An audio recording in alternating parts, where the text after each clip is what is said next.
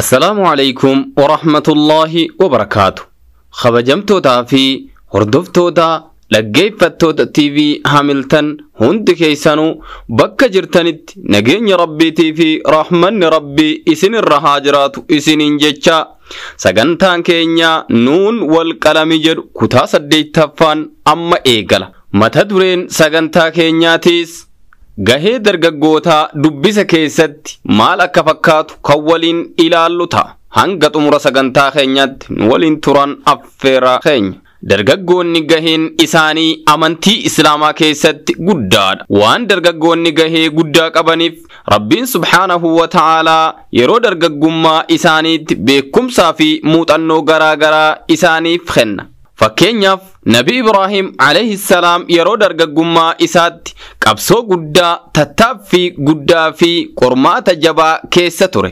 Qabsoon Nabi Ibrahim keessa tures qabsoo amantii islaamummaa babal'isuu, qabsoo rabbummaa fi ikhlaasa qabdu waan hojjeteef Rabbiin subhaanahu wa ta'aalaa seenaa isaa dhalootaaf akka dabru taasise. Nabi Ibrahim seenaa gaggaarii waan hojjeteef Rabbi biratti kabajamee ilma namaa biratti beekame. Isaa keessatti amantiilee garaagaraa qorataa ture.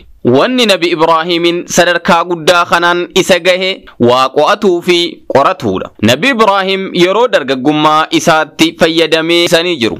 Bismillahir Rahmanir Rahim. Alhamdulillahi Rabbil Alamin. Wassalatu wassalamu ala ashrafil mursalin nabiyyina Muhammadin wa ala alihi wa sahbihi ajma'in wa ba'd. Assalamu alaikum wa rahmatullahi wa barakatuh. Daawwattoota TV Hamilton sagantaa biraatiin walitti deebinee jirra. Akkuma beekamu sagantaalee asiin dura darban keessatti gahee dubbisuu, qara'uu, waan haaraa hubachuu kan jedhu kaasnee irratti mari'annee turre.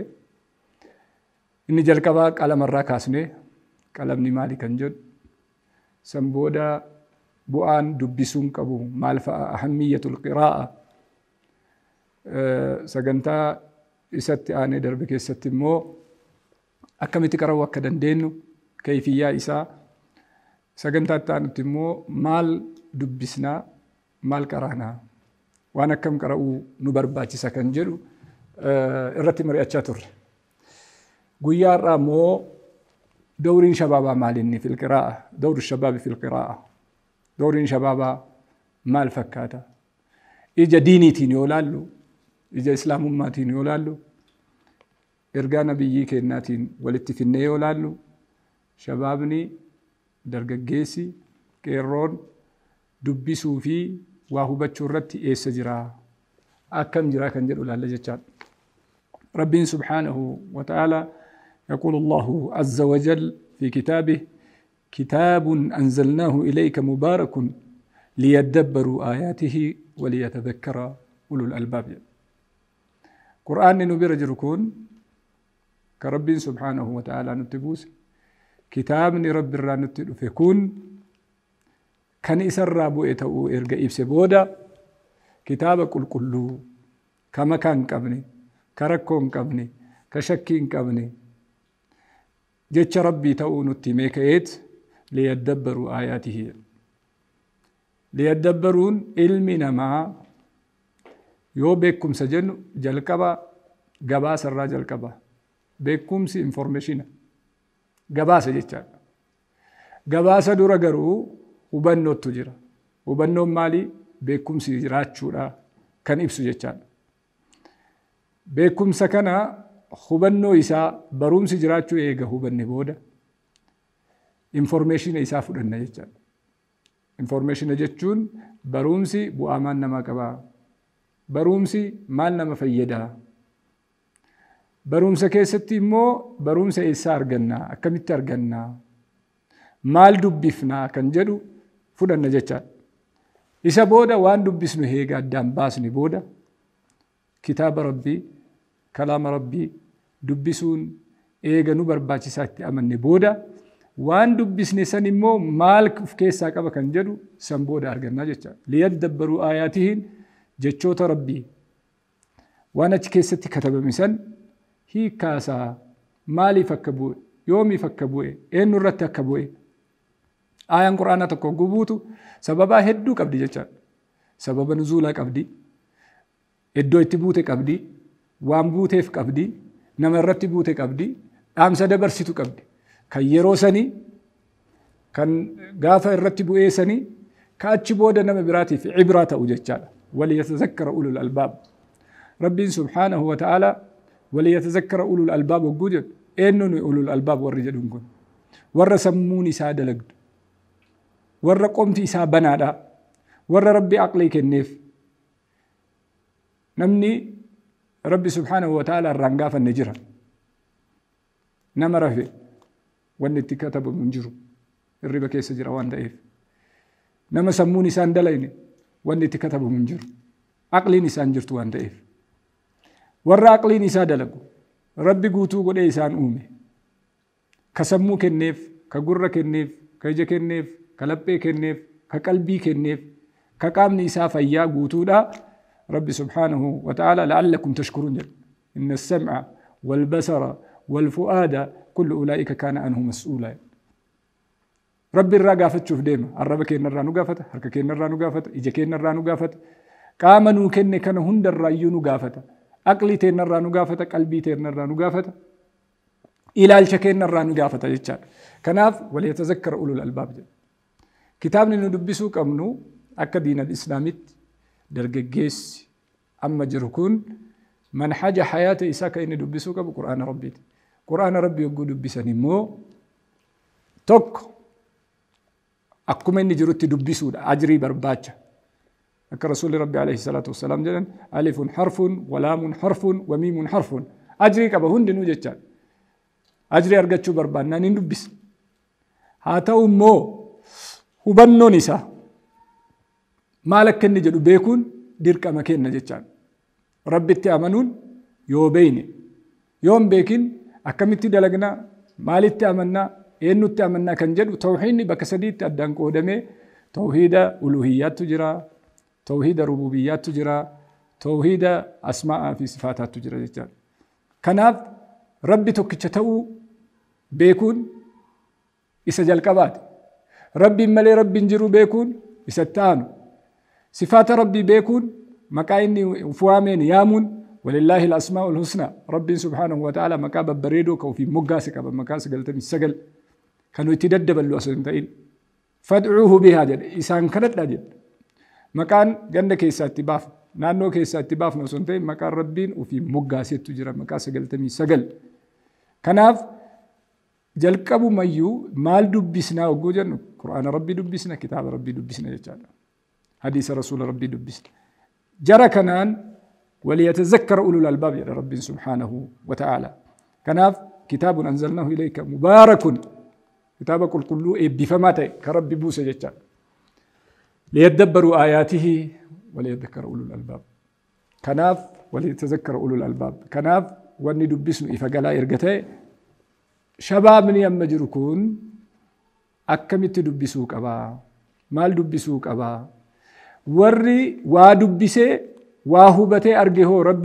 سبحانه وتعالى أكملت إسان هبته كان جدولال سورة الكهف إن كستي رب سبحانه وتعالى جرى شبابا وجولي درج جيساس نتيم جتان إنما ساني نتيم قصة إساني نبي محمد عليه الصلاة والسلام إساني تهمي كيد نمو إسان الرأى كبرن قصة سن الرأى كبرن رب سبحانه وتعالى لفكاي نحن نقص عليك نبأهم نبي ربي تنجل ربي سبحانه وتعالى لقادان ستهمنا قبني ستهمنا نحن نقص عليك نبأهم وأول رجا جولي سني درقق سني ور ربي تأمن سني جتان نحن نقص عليك نبأهم بالحق إنهم فتية آمنوا بربهم وزدناهم هدى ربي سبحانه وتعالى درججيسي روسن جرسون ور ربيني سبحانه وتعالى إرى دبة سني حقان اتستي منانو دقيب فلجل ربي سبحانه وتعالى درججمان كبجال درججمان كنار درججمان والربين كن سبحانه وتعالى اتي نجالة يجال سدر كان درججمان جرا سنرجسي لالا نمني توك yeroo kam keessatti shabaaba jedhama kan jedhu itti dhufnee ilaalla qissaatti deebina nahnu naqussu alayka naba'ahum warri rabbiin jedhen sun dhuma isaatitti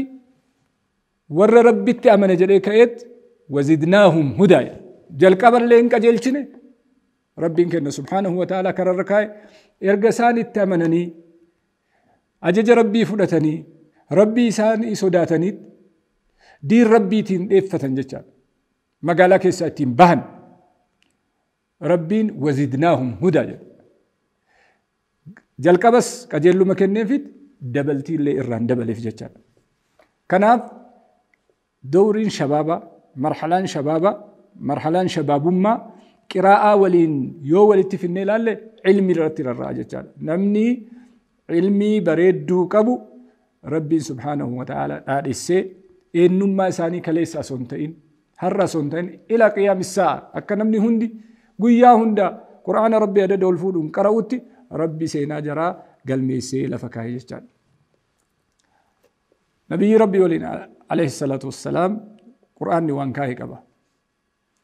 محمد رسول الله جليك والذين معه أشداء على الكفار رحماء بينهم تراهم ركعا سجدا يبتغون فضلا من الله ورضوانا سيماهم في وجوههم من أثر السجود ور نبي ربي والإنجرن ترنسوني هندي ساني ور ولي رحمتك ور كفار الرتي ججبو تاني ور مؤمناتي فمو كولي ساني قجفساني لبي ساني قوم ساني قبة سنجد ربي دادي سججال الرجالان صحابة الرسول عمري نساني عمري شباباتي نبي ربي عليه الصلاة والسلام وقافر تمتي وهي نتبوي كناف مرحلان شباب مادا بلوغ الراكئي نمنيرو بلغ الراكئي هقا وقافر تمتي ديما جل علماء أسكيست وقا صدومي شان أفرتما قون دنداما نمني وقا أفرتما قيمو دلوم جتشاسون تين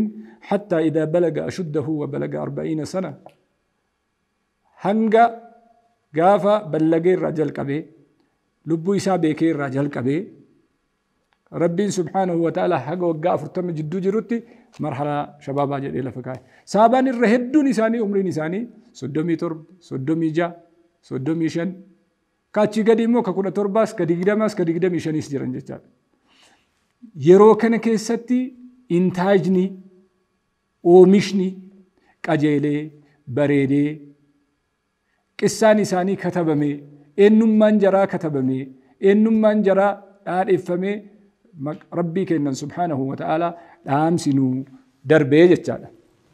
Kanaaf qiraa'aan dubbisuun tokko amala namaa sirreessa. beekumsa namaa kennuun akkuma jirutti ta'etti amala namaa sirreessa. Namni waa dubbisu, namni waa qara'u tawaadu'a qaba. Kabajaa namaa qaba. Ulamaa kabajaa qaba. Maanguddoo kabajaa qaba. Isa hangafaatiif kabajaa qaba. Xiqqaa rahmata godhu. Waan addunyaan keessa jirtu hunda hubataa deema. Beekumsa dabalata. Dubbisuu keessatti hamaa fi tola addaan baafata. Dubbisuu keessatti beekaa fi wallaalaa achi keessatti argata. Dubbisuu keessatti uumaa fi uumama addaan baafata. Dubbisuu keessatti daangaa namaatii fi daangaa rabbii tikfata.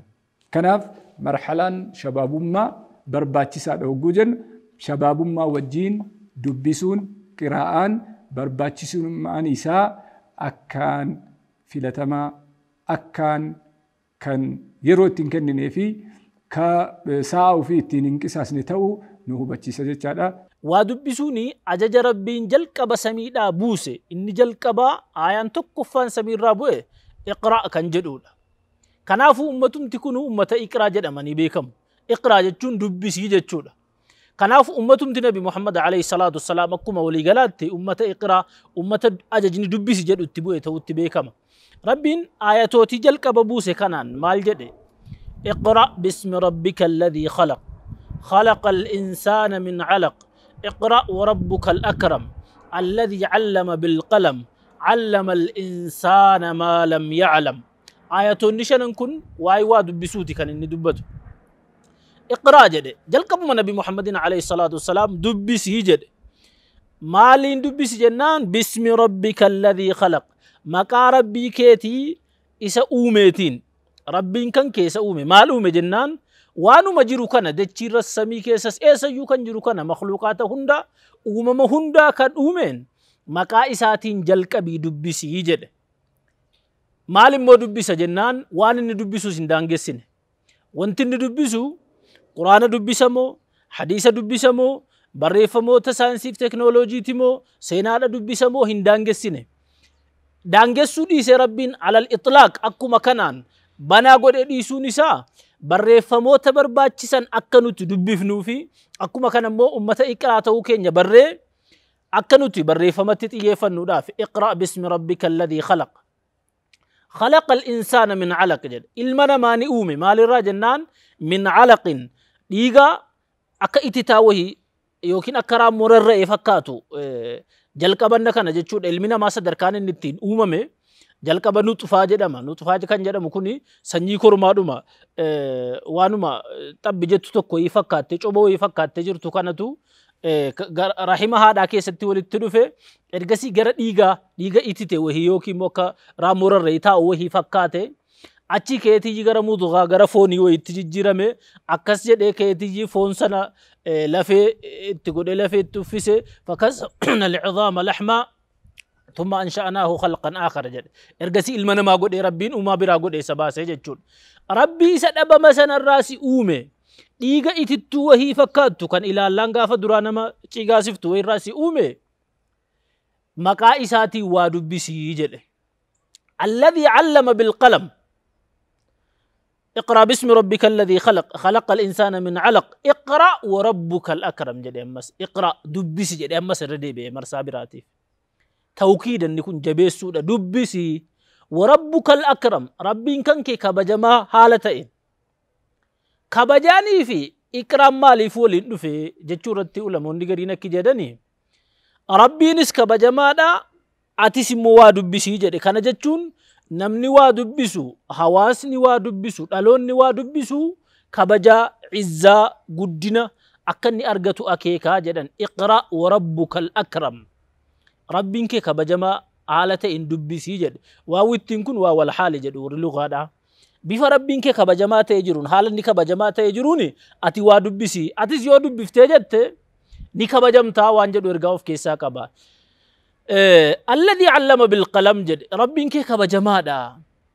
Kabajamaa isa kam jennaan isa allama yaani al-insaan ilma namaa kan waa barsiise maal barsiise jennaan bilqalam qalama waa barreessuudha isa barsiise. Isa barreeffame sana dubbifama miti. Isa barreeffama sanatu dubbifama barreessuunis kabajaadha kanaafuu dubbisuunis kabajaadha jechuudha. Allama al-insaana maa lam ya'lam ilma namaa ni barsiise waan inni hin beekne duraan barreessuu hin beeku dubbisuu hin beeku isa kana rabbiin isa barsiise jechuudha. Waa dubbisuuni iddoo guddaadha qaba seenaa ilma namaa keessattis akka islaamaattis barbaachisummaan isaa haga kana jedhamee dubbatameen nu. maal jedhe shaa'irri tokko walaleessaan beekamaan walaloodhaan baay'ee beekamu afaan arabaa keessatti a'azzu makaanin fi dunyaa sarju saabixin bakki kabajamaan addunyaa kanarraa jedhe iddoon filatamaan kabajamaadhaati jettu sarju saabixin jedhe sarji jechuun waan akka gilaashii yookiin immoo kan namni kooraa godhatee fardarra taa'ee fiigu jira miti saabix jechuun farda qabsoo dhaaf akka waan barrisuutti jechuudha yookiin akka bishaan daaku jira miti karaa rabbii keessatti qabsaa'uudhaaf fiigu bakki filatamaanii karaa rabbii keessatti qabsaa'uu sanaa jedheetti dubbatee keetiyyi وخير جليس في الزمان كتابه جد وخير جليس في الزمان كتابه جالان مو هريانتي وجنين تيس وجن تبت وجنين بشنن تفلتمان زمن كم كيستو كتاب جد بركم كيستو هريان فلتمان كان سنغووم سنه كان لغاسيت مماني كتابات بنتي دبفتو جچودا نمني وا دبسو بكم ستبا سمو إسا سريتي قلبتا سمو إسا كان يي سريتي غديسا ججيرما اداي فيدا كنافو وا دبسوني هدو مرتسادا فلتمادا ججيرمون الدنيا كان ردفن باين نساني وا دبسودان وا تنتلودان ولتر مال جده وا غافيو يغافتميتي eenyutu ummata addunyaa kana gara fuulduraatti hoogganaa? Who will lead the people of the world? Ummatuti addunyaa kana gara fuulduraatti eenyutu hooggana jennaani maal jedhee deebisenniin namoota akka itti dubbisan beekantu siichi addunyaa kana hoogganuuf ta'a jedhe. Who lead the people of the world will be who knows how to read. Warra akka itti dubbisan beekantu addunyaa kana hoogganuuf deemaa jedhe. Ummata akka itti waa dubbisan seera isaa sirna isaa maaltu dubbifamuu qaba haala kamitti dubbifamuu qaba sa'aatii kam keessa dubbifamuu qaba jechuu warra beekutu addunyaa kana hoogganuudhaaf ta'a jedhe. Ummanni akka itti waa dubbisu hin beekne maal akka dubbisuu qabu hin beekne yeroo kam keessa dubbisuu qabu hin beekne addunyaa hoogganuu miti ofumaafuu jijjiirama wayii hin fidu qaroomina wayii hin fidu. Kanaaf dhaloonni nan jijjiirama jedhu. Biyyi nan jijjiirama jedhu hawaasni nan jijjiirama nan qarooma jedhu maal ta'uu qaba jalqaba sirriitti waa dubbisuu danda'uudha qaba maal akka dubbisuu sirriitti adda baasee beekuudha qaba jechuudha. Yeroon dargaggummaadha yeroo qaaliidha. Yeroon dargaggummaa yeroo kutannooti. Yeroon dargaggummaa yeroo humna qabaniidha. Dargaggoonni utubaa hawaasaati. Dargaggoonni humna diinagdee biyyaati. Biyyi tokko dargaggootaan ijaaramti. Biyyi tokko dargaggootaan fuulduratti tarkaanfatti. Yoo dargaggoonni utubaa biyyaa ta'an barumsaan kufan biyyi ni kufti. Dargaggoonni barumsaan yoo ciman kallattiin fuula duraa ummataa ni cima. Waa barachuun kitaaba dubbisuun dargaggoota keenyaaf aadaa ta'uu qaba. Dargaggoonni maslaala yookiin kortoo dhaloonni ittiin gara guddinaatti ittiin tarkaanfatudha. Wantoota yeroo dargaggummaa qabaachuun ilma namaa irraa barbaachisu keessaa muraasni wantoota garaa garaa keessaa kutannoo qabaachuu, cichanii waan hojjetaa jiran galmaan gahuu, bilchinaan sammuu fi jabina qaamaa muuxannoo gaarii qabaachuu, hamilee fi ka'umsa akkasumas gammachuu fi hawwiidhaan of ijaaranii biyya ijaaruutu dargaggoota irraa barbaachisa. እኔ ሙሉ በሙሉ ተማሪዎች በሶሻል ሚዲያ ተጠምዶ መያዝ መቻል አለባቸው ብዬ አላምንም እንደገናም አላበረታታም እንደ ባለሙያ ከብዙ አንግል ማለት ነው። አንድ ቲክቶክ ላይ የሚማሩት ነገር ምንድነው ለነሱ የሚመጥን ነገር ነው። አራተኛ ክፍል ተማሪ ቲክቶክ ላይ ቢያሳልፍ ለአራተኛ ክፍል ተብሎ ዲዛይን የተደረገ የቲክቶክ እንትን የለም ፕሮግራም የለም። ስለዚህ ሙሉ በሙሉ ከሶሻል ሚዲያዎች እኔ ተማሪዎች ሙሉ በሙሉ ምናልባት አንዳንድ ጽሁፎች ጉግል ላይ ተጨማሪ መረጃ ለማየት ካልሆነ በስተቀር አናበረታታም አንመክርም። ያለ እድሜያቸውም አይናቸው እየፈዘዙ ያሉ ተማሪዎች ብዙ ናቸው። ለይቱን ሙሉ ሶሻል ሚዲያ ላይ የሚያሳልፉ ተማሪዎች እዚህ እንቅልፋቸው በጠዋቱ እንቅልፍ ሲይዛቸው እየገጠመን ነውና ይሄ እንግዲህ የደረስንበትን ነው።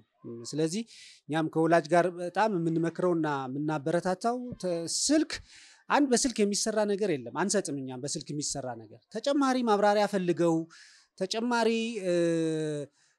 ስራ መስራት ፈልገው ከሆነ ደግሞ በወላጆች ፍቃድና በወላጆች ክትትል ስር ሆኖ አንደር ፓሬንት ሱፐርቪዥን ሆኖ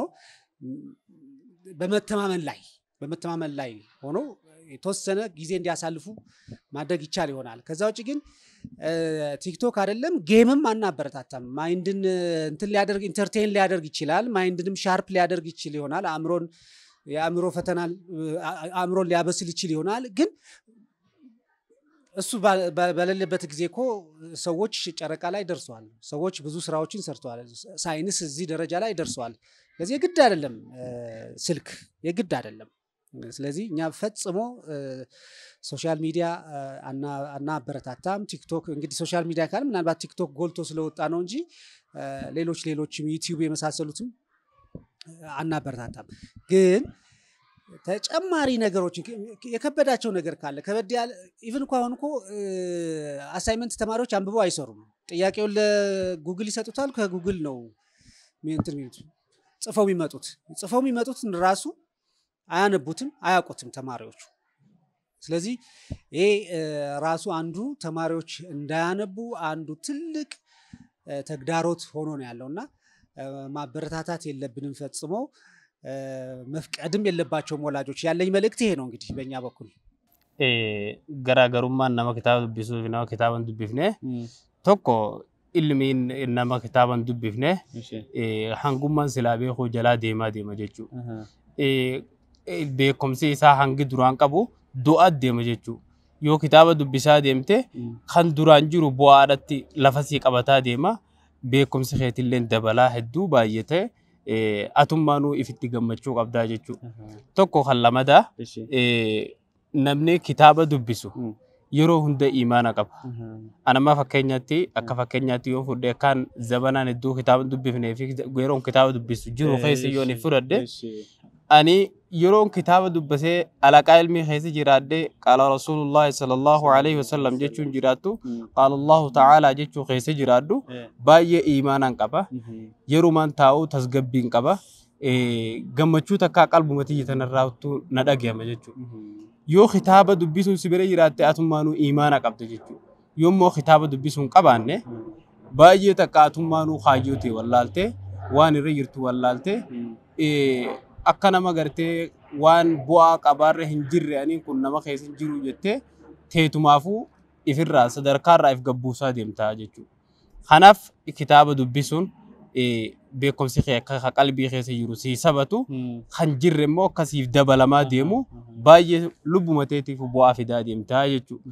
Kan sadaffaadha nama biraatiif illee bu'aa buusuu kan dandeessu kitaaba yeroo dubbiftetti lubbummaan tunuu kitaaba himuu san si jaalatti. Yeroo gabbaate nama tokkotti maaliin dabarsaa hadiisa kamiin himaa jechuun namatti dabarsu faayoo dhabdee ukkaamuma tokko si dhufa jechuudha. Yeroo kitaaba dubbiftetti baay'ee ukkaamamta. Namni gabbee yeroo kitaaba dubbisetti yeroo gabbee namatti firraa dabarsu tokko barbaada. Himuu barbaada. Isa mudda. Ka isa keessa jiru kanaatu isa qexxee isa laaleessa waan ta'eef namatti dabarsu tokkoo fi yaalii godhee bakka takka taniin sila alaqaa ilmii takka irrallee taatu yookaan nama wallaalaa tokkollee taatu ilmiin qomana jirtu saniif irraa baasaa jee yaaddoo guddaa keessa galee ifumaafu diin dabarsu saniif tattaaffii godhaa jechuudha. Amma nuyi dhufnee gaafii kana isin gaafannee nutti himuun keessan kunu waan isin keessa jiru kana baasuun gammachuu isinii fidaa jechuudha. Tokko amma isin dhuftanii nu dubbisuun keenya waan duraanuu qoma keessa haramii waa dabarfanna jennee yaadni qalbii keessa nu jiru. Dhuftanii nu dubbisuun kun waan takka qalbii keessaa nu dhukkubaa jirtu takka akka nama dawaa nutti fideetti baay'ee nutu qalbii teenya das nu jettee har'a taruma gammadaa ollaa jechuudha. Dubbisuun keessan immoo maaliif isin fayyadee har'a? Tokko ilmi sanirratti akka jabaannee qoma keessa waan sanfirraa baasuun sun akka taruma itti jiru sanattuu jabaatu nu gooti.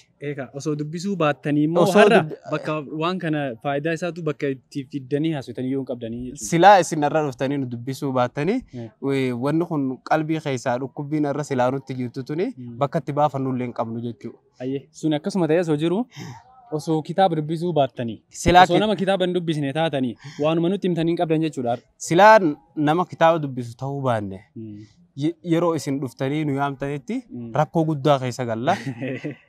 Dhiiroo maaliin dubbadha? Anta kaan nadhii isaatiin bakkuma biraa dubbisaa jechuu takkaan silaa nu keessa dhufa. Yoo dirqin nu fiddan malee bakka tana gammachuun bakka tana dhufne dubbachuu hin dandeenyu jechuudha. Waan baay'ee isinirraa baranne amma fakkeenyaaf warri miidiyaadhaan isin ilaalaa jiru kunillee osoo amma qanii tokko dhufanii na gaafatanii maal haasaa waan jedhu yaaduu danda'a. Mee faayidaan kitaaba dubbisuu hin qabu maalidha? Akkuma dubbanne egaa jalqaba duraa irratti faayidaa kitaaba dubbisuu illee hedduu kaafneeti. Kitaaba dubbisuun tokko mataa isaatiif illee fayyada. Lamada yogguu mataa isaatiif bu'aa buuse booda eega lubbuun isaa tasgabbii argatee booda hawaasatti illee yeroo gabbehe waan dhaamuuf qaba hawaasaaf. Hawaasaaf yeroo san bu'aa buusuu danda'a. Namni kitaaba hin dubbifne gabbahullee hawaasaaf faayidaa hin qabu lubbuu isaatiif illee bu'aa hin qabu jechuudha. Namni kitaaba dubbisu mataa isaatii bu'aa qaba. Yeroo gabbee hawaasaaf bu'aa takka buusuu danda'a. Akkasuma diinillee humna tahee fi bakka qaawwanii diin itti seenee takka arguu danda'a qaawa diin.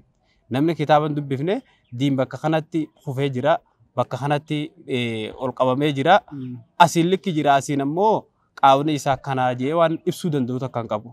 Namni kitaaba dubbisu karaa kanatti diin bu'aara qaba, karaa kanatti immoo nu harkaa laafee jira jee madaalee isa kana diin kara utubuu yaada gaafa gamanaan barbaachise gamanaan diin ol qabuu barbaada jechuudha. Gaafa diin karaa kanaan gajjee karaa ittiin diiniin humna ta'uu gamaa gamanaan dhaabbachuu fi danda'a jechuudha. Yoo kitaaban dubbifne kaayyoo isaatis hin qabu waan ta'eef diinillee bakka itti qaawni diin kun har'a karaa kanaan cufuu barbaachise jee tattaaffii godhutu akka beekumatuma isaatiif jechuudha. Hawaasa guddaas ta'ee xiqqaas ta'ee ijoolleen malafaa dhuftu dhaloota ganaaf bu'aa guddaa irraa afatamu kan hegereef bu'aa ni buusa jee afatamu kanaaf wanni hin daamu zabana ammaa keessatti wanni nama shaakalu wanni sammuu namaa baay'ee ajjeesaa deemu jiru onlaayina baanan kana. Onlaayini kuni hedduu yeroo hangaatiin beekne seelaa fixaa deema.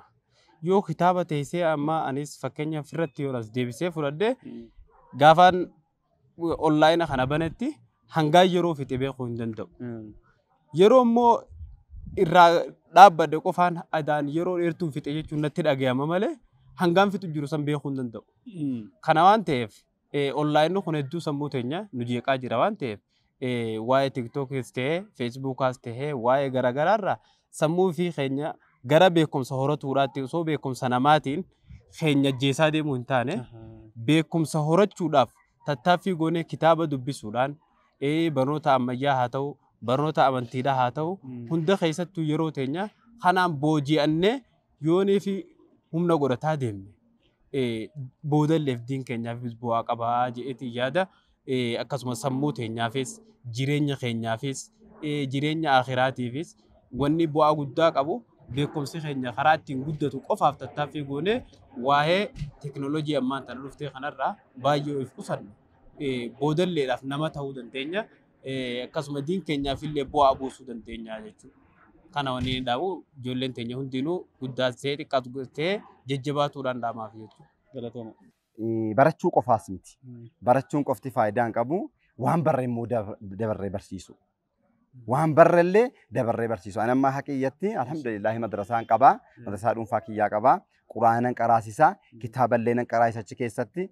Alhamdulillahi rabbil aalamiin. Waan nam biratti hin qaraasisaa jedhaa jirtan. Garuu ammoo asitti immoo hin qaraa jechuu jirtan. Hin qaraas hin qaraasisas. Maaliif jennaani al-ilmu minal mahdi ilal lahdi. Argitanii? Ilmiin waa barachuun gaafa garaa haadhaarraa baanii siree mahdiini siree argitanii irratti dhalatan sana. Guyyaa siree irratti dhalanne kaanee haga dhannee laadii seennutti baruuf barsiisuun hin dhaabatu. Hin baranna waan baranne haa xiqqaatu quraanarraa hadiisarraa muktasaroota jechuudha. Muktasarootan barsiifnaa hamma immoo asitti kan barataa jirru maali muxawwaloota jechuudha. Muxawwala hin barsiifnaa muxawwala jechuu gaa hin beektu sinuu muktasara jechuu hin beektu muktasara jechuu waan kitaaba tafsiraa gadiitu muktasara jedhama ummata argitanii dhaga'uuf illee akka ta'uuf yoo beektan illee muktasara jechuun waan tafsiraa gadiiti kitaabota gaggabaaboo muxawwala jechuun immoo kitaabota gurguddaadha. Kanaaf isa barre barsiisaa isa immoo nutti hanqate of guddisuu dhiifnee gatteenyee namoota waa barsiisan irraa waa barataa argitanii ilmii keenyas dabalataa kan immoo barreessi dabalee barsiisa akkasitti jiraanna jechuudha. Amma wanni naan galiin tokko. Hayyee. Asittiin qaraatanii achittiin qaraasisaa. Hin qaraasisnu. Garuu yeroo kam asii qaraatan yeroo kam achi qaraasista. Yeroon qaraasisnu amma torban keessaa guyyaa sanyoo maaskanyoo roobii kamiisa jimaa kanaa guyyaa barumsaati. Ijoolleen barumsa sa'a 10 irratti gadhiifamti. Nuti ganama subii salaannee kitaaba 3 qaraana. Subii salaannee amma sa'aatii lama walakkaatti lamaatti hin fidnaa gallee qursi nyaannee kun ammoo akkasiin argitan sa'a 3 walakkaatti deebinaa hamma zuuriitti qaraana qaraanee ala kaane gallee misaa keenya nyaannee isa qaraane kana immoo irra deebinee muraajaa godhannee hin dubbisne irra deebinee dubbisnee baada sana ammoo ijoollee yeroo dhufan sa'a 10 booddee immoo jara barsiifna. Amma naa galee jira. Akkasii dhaamsi an qabu jazaakallah khairan dhaamsa guddaan uummata kiyyaa qaba yeroon kiyya gabaabaadha garuu insha rabbuna gabaabsee wannan jedhu ilmi namaa kan inni ittiin nama ta'u waa baruudhaani waa beekuudhaani rabbiin keenya qur'aana isaatiin ergamaa isaatti dhaammatee qur'aanaan maal jedhee waqul rabbi zidni ilma na kadhadhu akka beekumsa ansii dabalu na kadhadhu jedhe wanni addunyaa kanarraa cuunfaan addunyaa kanaa guddaan beekumsa jechuudha. Kanaaf beekumsa kanaa bootaa kennuu qabna. Yeroo ammaa garuu ilmi mushaafaa gabaabbataa jira. Mushaafaa jechuun ilmiin ta'anii sheekarraa naqliidhaan qara'anu gabaabbachaa jira. Alhamdulillah yeroon tolee jira. Ilmi argitanii onlaayiniin baratantu jira. Sunis hin jaallanna. Nu gammachiisa. Quraana kan qaraantu jira. Hadiisa kan qaraantu jira. Sun baay'ee nu gammachiisa. Garuu haga danda'ame immoo ilmiin inni kun nuuf qofti nu gahaadha jennee ilmi mushaafaa ilmi sheekarraa dhannee naqliidhaan fuunurraa gabaabbachuu hin qabnu. Ilmi jechuun ilmi namaa kan inni ittiin nama ta'ee beekamuyyuu waa beekuudhaani. Waa beekuun kun duniyaanii fi ilmiin faallaa waliiti. Ilmiin beekumsi isin eega halkan illee guyyaa illee duniyaa qofarratti miti du'anullee akhiraatti illee qabriitti nama eega. Namni waa beeku akka inni darajaa qabu duniyaatti isin argaa jirra akhiraatti immoo daran nu himee jira Quraan. Namni immoo waa hin beekne namni immoo duniyaa qabu asitti illee duniyaa isaatti halkan guutuu rafaan bulu. Namni ulamaa namni waa beeku barsiisaa haa ta'u barsiisaa idilee haa ta'u ulamaa nama argitanii waa barsiisu haa ta'u gaardiin isaa ummata hunda. Ummanni as dhufee salaatuuf yaadda'ullee duriyyeedha kan jennee nuti mataa isaa akkamitti ilaallullee wagga ulamaan tuqame jedhu lubbuu isaa of kenna. Maaliif sun jennaan jaalala diiniidhaa qabu jaalala ulamaadhaa qabu maaliif ulamaa kana rabbiin nama waa beeku kana rabbiin kabajuudhaan kabaja isaarraa kan ka'e maal godhaa hattaa jechuudha qurxummiin bishaan keessa galtu raammoo muka keessa galtu uldu'aa kadhatteef. Namni immoo argitanii nama waa beeku nama isaaf jecha karaa isaa irratti waa barate kana tuqellee man aadaa waliijan faqad ahdantu lahu arb. Namtichi waliyyi kan koo tuqe waliyyiin isaa eenyuun nama waa beeku jechuudha guddaan. Kanaaf namni kana tuqe anaaf inni lola walitti banneerraa jedha. Kanaaf bu'aan wanta nu mata keenya waamu hawwu mata keenyatti dhaammadhu ilmaan ofii barsiifachuu ofii waa baruu ammas dulloome jedhanii cime jedhanii argitanii ilmi irraa gabaabbachuu haga beekanu waa barataatuma buluu haga rabbiin arraba namaa dubbise ija namaa waa dubbisuu dandeessise. Waa barachuu, waa dubbisuu, yeroo ofii guddaa wanta adda addaa irratti fixuu dhiisanii tolina islaamaa tokkorraa jedhani maal tarku maalayaani waan nama fayyadne dhiisuun wanni waa dubbisuu caala nama fayyadu hin jiru. Akkasimiire wanni waa dubbisuu caala nama fayyadu tokkollee hin jiru. Kan immoo nama fayyadne xaba garagaraa, haasaa cooraa garagaraa argitanii waan shari'aatti hin deeggaramne waan adda addaa kuni waan nama fayyadne wanni ilma namaa fayyadu guddaan maali jennaan barreessuu dubbisuu keessattuu dubbisuudha waan dubbisuu edda baratee barreessuutti deema akkasumatti kanaaf uummata kiyyaan wanta naamu kan bahargamaas kan bargamanaas wannan naamuuf guddaan wanni karaan ittiin haara galfatan karaan ittiin qalbii bar qaadiyaa duniyaa kanaan haaran galfattu duniyaan haaran galfattu bar namni amma haftaa miidhati jettu marti baay'een fayyaan qabu. Yoo fayyaa qaamaa qabaate fayyaa qalbiin qabu duniyaan koo garamiin baddi jedhe namni ilmii qabu fayyaadha kennisa rafee bula gaardiin isaa bakkeedha yoo gibbiin isaa yoo banamee bulellee namni tokko hin jiru gibbii nama waa qabu immoo qabeenya isaa kana saamuuf deema tokko qabeenyi namarraa saamama ilmi namarraa saamama qabeenya kee amma namni tokko yoo karaatti si argesi mobaayila kiyya narraa fudhachuu danda'a mobaayila kee sirraa fudhachuu danda'a qabeenya kee saamuu danda'a ilmi kee garuu fudhachuu hin danda'u yoo duutes si wajjin du'a yoo jiraatte si wajjin jiraata. Kanaaf waa dubbisuun daangaa jireenya haara galfii biyya addunyaa kanaatti jedheen fudhaan haakootti. Kanaaf obboleeyyan kiyyaaf obboleettii kiyyaaf duniyaa biyya addunyaa keessa jiranu bakka marayyuu ka jiraatanuuf yeroo keessan irra guddaa waa dubbisuu irratti fixadhaa. Haara galfiin keessan guddaan boqonnaan sammuu boqonnaan qalbii waa dubbisuudha jedheen fudhadhaan. Kanan dhaamaa fi dhaamsi koo dheeraa ta'ullee isinitti dheeressa osumatti gabaabsadhee yaada. Barumsa yeroo jennu wal qabata barumsi hundinuu. Maaliif fakkeenyaaf amma teknooloojiin tolee onlaayiniidhuma kana barsiisuu. Kanumayyuu barsiisuu fi maal gaafata? Barumsa gaafata. Barumsa yeroo jennu wal hacaalullee malee darajaan rabbiin itti ol fuudhe barumsa ilmii shari'iyyaa kanallee ta'u malee yeroo ammaa kan ittiin nu kufnellee barumsa idilee dhabuudha. Barumsa idilees barachuu qaba. Tuffachuun qabu. Garuu maanni wanni guddaan jiru haalli mijaahuu dhabuun tokko ni jira. Sana immoo du'aadhaan hin mijeessan. Keessattuu ijoolleen daa'imni tolchanii barachuu qabu. Namni argite jalqabuma barumsa lamaanuu wal faana qabachuu qabu. Wanni ammas immoo irra guddaa barumsa idilee kanarratti qabee dubbadhu maanni namoonni barumsa diinaawii shari'aa baratanu barumsa idilee tuffatu. Warri immoo barumsa idilee baratanu barumsa shari'aawii immoo faarennatiitti ilaalu. Kun baduu qaba. Amma gaafa nuti qiraatii deemnu barumsa kutaa 8 dafixeen deeme ana kakootti. Kutaa 9ffaa darbeen seene ijoollee barumsa idilee hin seenne kan waggaa meeqa turan dura dhaqeen akkaataa kitaabaa kun baay'isee kenna rabbiitiin haa gale. Maaliif irra guddaa kenna rabbii illee soo ta'u sababaa guddaa kan naatee maali barreessuu hin danda'a. Oromiffaanis haa ta'u Amaariffaanis haa ta'u afaan beekuun hangaruu Oromiffaan hin barreessaa ibaaraa jalatti barreessuu hin danda'a. Sun ijoolleen nu biraa immoo kan waa tokko osoo hin baratin deeman yoo xiqqaate nu wajjin qixxee bahanii gara waggaa 3 duddubbatuun faana deebi'an. Barumsi idilee hunduu wal ijaara, wal fayyada, bootaa walii kenninee lamaanuu wal faana ooffachuu qabna. Kanaafi barumsi idilees faayidaa guddaa nuu qaba jedheen fudhadhaan. Assalamu alaikum. Wa alaikum assalam. Sema man. Said Yusuf. ስንተኛ ክፍል ተማሪ? አይፍሲ አምስተኛ ክፍል ስምንተኛ። እሺ አሁን አንደኛ ለመውጣት ምን ማድረግ አለብን? ጠንክሬ መማር፣ ቁርአንን በትክክል መቅራት፣ ሰላቴንም በዲንም ቀጥዬ ማንበብስ? ቁርአን ወደል ሳታነብ እንዴት አንደኛ ትወጣለህ? ሳናነብማ አንደኛ አልወጣም። አንብቤ ጥሬ በአይምሮ ይዤ ቢስሚላህ ብዬ ቀርቼ እይዛለሁ። እንዴት ነው የምታነበው? በፕሮግራም አድርጌ። አሁን ለምሳሌ ወደ ቤቴ ስገባ መጀመሪያ ልብሴ ምናምን ቀያየሬ ከቀያየርኩ በኋላ ወደ ሰላት ሄዳለሁ። አስር ከሰገድኩ በኋላ ቀጥታ ሄጄ ቁርአን እቀራለሁ። ከቁርአን በኋላ አጠናለሁ። ካጠናው በኋላ ወደ ትንሽ ቆይና መጫወት ምናምን ከዛ በኋላ እንቀር። ጥቅም አለው እንዴ? በጣም ነው ጥቅም ያለው። በአይምሮአችን እንድንይዝ ያደርገናል። ሌላ ደግሞ አንዳንድ ቃላቶችን በማናቃቸውም በመናቃቸውም ሁኔታ እንድንይዛቸው ያደርገናል። በስልክ ላይ ከመዋልና ከማንበብ የትኛው ይበልጣል? በቁርአን ይዞ ማንበብ። በቀን ስንት ትቀራለህ? በቀን 2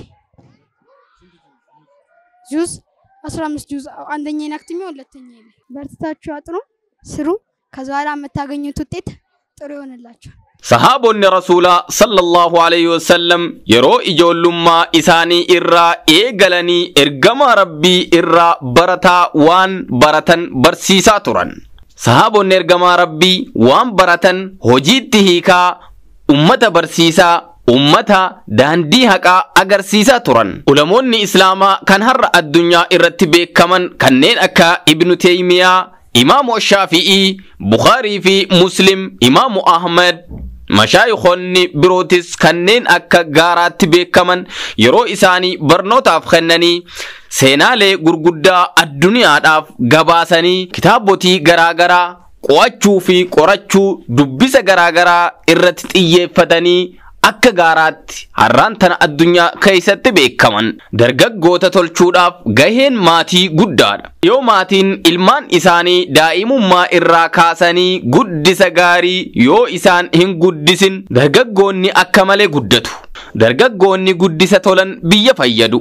Daa'imman dhiiraa fi dubaraa yeroo daa'imummaa isaanii keessatti guddisa gaarii isaan guddisuudhaan garaa isaaniif laafuudhaan qajeelfama gaarii isaanii kennuudhaan akka isaan abdii boruu tahan isaanitti himuun maatii irraa eegama. Egaa kabajamtootaa fi daawwattoota TV Hamilton sagantaan keenya nuun wal qalame jedhu kutaan 8ffaan asirratti xumurama. Hanga sagantaa 9ffaadhaan walitti deebinutti nageenya rabbii keessanuuf jiraadhaa isiniin jecha wassalaamu alaykum wa rahmatullahi wa barakaatu.